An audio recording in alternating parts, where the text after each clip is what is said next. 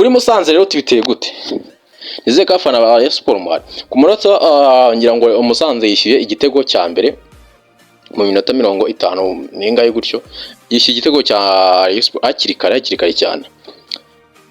Ubwo umutoza wa Musanze yaje kubwira abakinnyi ko umuntu bita Muhire Keve atagomba kwinyagambura muri mediane ya Rayon Sports.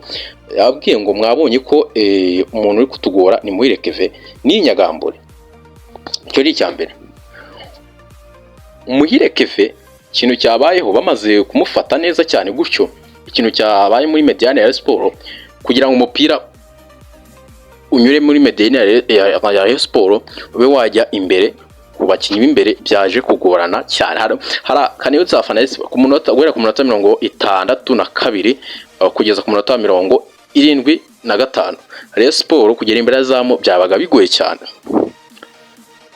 Ekipe ya Musanze baje kuyitsinda igitego cya kabiri ku munota 80 yaje umutoza wa Musanze yaje kwinjizamo yinjizemo rutayizamu Adayaga Adeshora Johnson. Yamubwiye ibintu bitatu.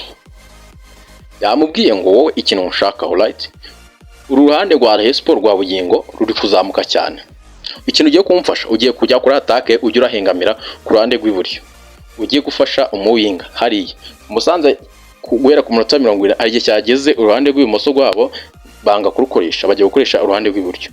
Iyo kurwari yaje kuva kufura niyo baje gukoresha bazitsinda Rayon Sports igitego cya kabiri.